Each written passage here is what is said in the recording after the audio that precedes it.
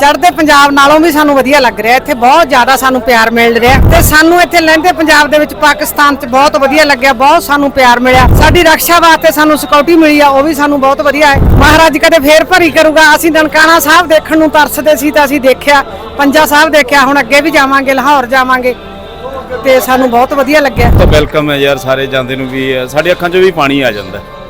ਬਿਲਕੁਲ ਬਿਲਕੁਲ ਉਹ ਚੀਜ਼ ਦੀ ਨਹੀਂ, ਉਹ ਚੀਜ਼ ਦੀ ਤਾਂ ਇੱਥੇ ਪਾਕਿਸਤਾਨ ਵੱਲੋਂ ਪਿਆਰ ਤਾਂ ਬਹੁਤ ਜ਼ਿਆਦਾ ਮਿਲਦਾ। ਪੰਜਾਬੀ ਭਾਈਆਂ ਨੂੰ ਮਿਲ ਕੇ ਬਹੁਤ ਵਧੀਆ ਲੱਗਿਆ।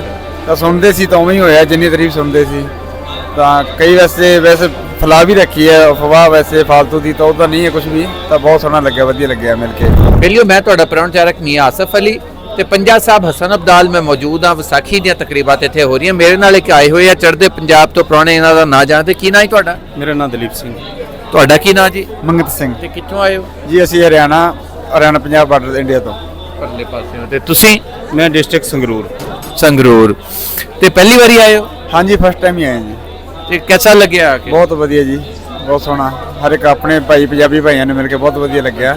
ਤਾਂ ਸੁਣਦੇ ਸੀ ਤਾਂ ਉਵੇਂ ਹੀ ਹੋਇਆ, ਜਿੰਨੀ ਤਾਰੀਫ ਸੁਣਦੇ ਸੀ ਤਾਂ ਕਈ ਵੈਸੇ ਫਲਾ ਵੀ ਰੱਖੀ ਹੈ ਅਫਵਾਹ, ਵੈਸੇ ਫਾਲਤੂ ਦੀ ਤਾਂ ਉਹ ਤਾਂ ਨਹੀਂ ਹੈ ਕੁਝ ਵੀ। ਤਾਂ ਬਹੁਤ ਸੋਹਣਾ ਲੱਗਿਆ, ਵਧੀਆ ਲੱਗਿਆ ਮਿਲ ਕੇ। ਤਾਂ ਬੜੀ ਰਿਸਪੈਕਟ ਕਰਦੇ ਨੇ ਹਰ ਇੱਕ ਨੂੰ, ਹੱਸ ਕੇ ਖੇਲਣਾ ਕਰਨਾ। ਕੋਈ ਵੀ ਇਸ ਤਰ੍ਹਾਂ ਦੀ ਕੋਈ ਵੀ ਗੱਲ ਨਹੀਂ ਹੈ ਕਿ ਜਿਸ ਕਰਕੇ ਜੇ ਕੋਈ ਮਸਲਾ ਲੱਗੇ ਕਿਸੇ ਵੀ ਤਰ੍ਹਾਂ ਦਾ। ਤਾਂ ਬਹੁਤ ਸੋਹਣਾ ਲੱਗਿਆ ਮਿਲ ਕੇ। ਇਕੱਲੇ ਆਏ ਹੋ? ਹਾਂਜੀ, ਇਕੱਲੇ ਆਏ ਆ। ਜਿਹੜੇ ਮੇਰੇ ਮਾਮਾ ਸੀ ਉਹ 15-18 ਵਾਰ ਪਹਿਲੇ ਆਏ ਆ। ਉਹਨਾਂ ਦੀ ਦਿੱਕਤ ਹੋ ਗਈ ਸੀ, ਕੋਈ ਮਸਰੂਫੀਅਤ ਹੋ ਗਈ ਕੋਈ, ਤਾਂ ਉਹ ਨਹੀਂ ਆ ਸਕੇ। ਤਾਂ ਇਸ ਕਰਕੇ ਮੈਨੂੰ ਇਕੱਲੇ ਆਉਣਾ ਪਿਆ। ਤੇ ਤੁਸੀਂ ਦੱਸੋ ਜੀ, ਤੁਸੀਂ ਇਕੱਲੇ ਆਏ ਹੋ? ਮੈਂ ਪਰਿਵਾਰ ਦੇ ਵਿੱਚੋਂ ਮੈਂ ਇਕੱਲਾ ਆ। ਵੈਸੇ ਮੇਰੇ ਪਿੰਡ ਦੇ ਵਿੱਚੋਂ 7 ਬੰਦੇ ਹੋਰ ਆਏ ਤੇ 6 ਲੇਡੀ ਜੇ 1 ਜੈਂਟਸ। ਅੱਛਾ, ਇੰਨੇ ਜਣੇ ਇਕੱਠੇ ਆਏ ਹੋ? ਹਾਂ, ਸਾਡਾ ਇਕੱਠੇ ਦਾ ਵੀਜ਼ਾ ਲੱਗਿਆ। ਤੇ ਕਿਹਦਾ ਲੱਗ ਰਿਹਾ? ਨਹੀਂ ਤਾਂ ਬਹੁਤ ਵਧੀਆ। ਤੇ ਮੈਂ ਇੱਥੇ ਨਾ ਪਹਿਲਾਂ ਗੁਰਪੁਰਬ ਤੇ ਮੇਰਾ ਵੀਜ਼ਾ ਕੈਂਸਲ ਹੋ ਗਿਆ ਸੀਗਾ ਤੇ ਇਸ ਵਾਰ ਮੈਂ ਫੇਰ ਕਹਿੰਦਾ ਮੇਰਾ ਵੀਜ਼ਾ ਆ ਗਿਆ। ਮੈਂ ਪਾਕਿਸਤਾਨ ਦੀ ਧਰਤੀ ਤੀਜੀ ਵਾਰ ਆਇਆ ਤੇ ਇੱਥੇ ਮੈਨੂੰ ਦੋ ਵਾਰ ਮੌਕਾ ਮਿਲਿਆ ਇੱਥੇ ਆਉਣ ਦਾ, ਪੰਜਾ ਸਾਹਿਬ। ਨਹੀਂ, ਪਿਛਲੀ ਵਾਰੀ ਤੁਹਾਡਾ ਵੀਜ਼ਾ ਤੁਹਾਨੂੰ ਅੱਛਾ ਜਨਮ ਦਿਨ ਤੇ ਕੋਈ ਮੇਰੇ ਖਿਆਲ 350 ਲੋਕ ਉੱਥੇ ਹੀ ਰੋਕ ਲਏ ਸੀ, ਅਟਾਰੀ ਤੇ ਹੀ ਉਹਨਾਂ ਨੇ। ਹਾਂ, ਬਿਲਕੁਲ। ਅੱਛਾ। ਤੇ ਇਸ ਵਾਰ ਮੇਰਾ ਵੀਜ਼ਾ ਲੱਗ ਗਿਆ।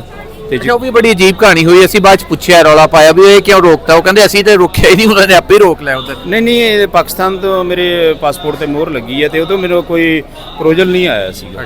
ਹਾਂ, ਬਾਕੀ ਠੀਕ ਹੈ। ਚਲੋ, ਇੱਥੇ ਦੇ ਮਤਲਬ ਕਿ ਪ੍ਰਬੰਧ ਵੀ ਵਧੀਆ ਨੇ। ਤੁਸੀਂ ਇੰਨੀ ਵਾਰੀ ਇੱਥੇ ਆਏ ਹੋ, ਕੋਈ ਐਸਾ ਇੱਕ ਵਾਕਿਆ ਜਿਹੜਾ ਤੁਹਾਨੂੰ ਚੇਤਾ ਰਹਿ ਗਿਆ ਹੋਵੇ, ਅੱਜ ਤਾਈਂ ਯਾਦ ਹੋਵੇ ਇੱਥੇ ਦੇ ਲੋਕਾਂ ਦੇ ਨਾਲ ਜਿਹੜਾ? ਨਹੀਂ, ਬਹੁਤ ਚੇਤਾ ਯਾਰ, ਕਿਹੜਾ? ਬਹੁਤ ਜ਼ਿਆਦਾ ਚੇਤਾ, ਬੜੇ ਚੇਤੇ ਆ।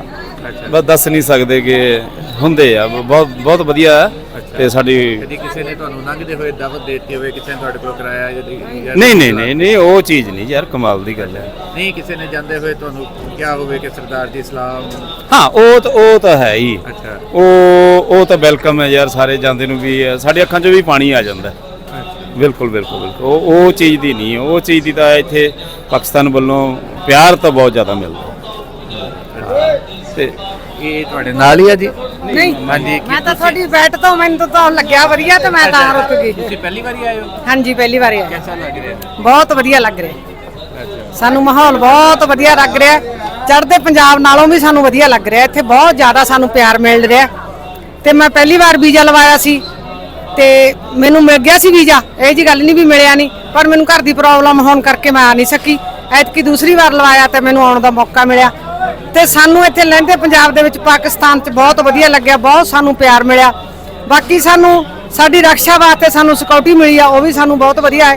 ਕੋਈ ਗੱਲ ਨਹੀਂ, ਮਹਾਰਾਜ ਕਦੇ ਫੇਰ ਭਰੀ ਕਰੂਗਾ। ਅਸੀਂ ਨਨਕਾਣਾ ਸਾਹਿਬ ਦੇਖਣ ਨੂੰ ਤਰਸਦੇ ਸੀ ਤਾਂ ਅਸੀਂ ਦੇਖਿਆ, ਪੰਜਾ ਸਾਹਿਬ ਦੇਖਿਆ, ਹੁਣ ਅੱਗੇ ਵੀ ਜਾਵਾਂਗੇ, ਲਾਹੌਰ ਜਾਵਾਂਗੇ ਤੇ ਸਾਨੂੰ ਬਹੁਤ ਵਧੀਆ ਲੱਗਿਆ। ਜੀ ਆਉਂਦੇ ਰਹੋ, ਮੁੜ ਆਉਂਦੇ ਰਵਾਂਗੇ ਜੀ। ਤੇ ਅੱਛਾ, ਤੁਸੀਂ ਦੱਸੋ ਜੀ, ਤੁਸੀਂ ਕਰਦੇ ਕੀ ਉੱਥੇ? ਜੀ ਭਾਈ, ਖੇਤੀਬਾੜੀ ਕਰਦੇ ਆ ਬਸ। ਅੱਛਾ। ਆਪਣਾ ਹੀ ਖੇਤੀਬਾੜੀ। ਜਿਵੇਂ ਦਾ ਹੀ ਬਾਕੀ ਹੁੰਦਾ ਕੁਛ। ਤੇ ਹੁਣ ਤੁਹਾਡੇ ਨਾਲ ਇੱਥੇ ਮਿਲੇ ਲੋਕਾਂ ਨੂੰ ਦੇਖਿਆ, ਹੁਣ ਮੁੜ ਕੇ ਵੀ ਆਉਣ ਦਾ ਦਿਲ ਕਰਦਾ? ਹਾਂਜੀ, ਜ਼ਰੂਰ। ਬਾਕੀ ਐਂਦਾ ਨਾ ਕਿ ਟਾਈਮ ਦੇ ਹਿਸਾਬ ਕਈ ਵਾਰ ਨਹੀਂ ਤਾਂ ਟਾਈਮ ਪਾ ਗਏ ਪਾ ਕੇ ਵੀ ਆ ਸਕਦੇ ਆ। ਬਾਕੀ ਪਹਿਲੀ ਫਸਟ ਟਾਈਮ ਅਪਲਾਈ ਕੀਤਾ ਸੀ ਤਾਂ ਵਾਹਿਗੁਰੂ ਨੇ ਸੁਣੀ ਤਾਂ ਬਹੁਤ ਵਧੀਆ ਲੱਗਿਆ। ਇਹ ਵੀ ਬੜੀ ਗੱਲ ਆ ਜੀ, ਪਹਿਲੀ ਵਾਰੀ ਅਪਲਾਈ ਕੀਤਾ ਤੇ ਪਹਿਲੀ ਵਾਰੀ ਲੱਗ ਗਿਆ ਵੀਜ਼ਾ।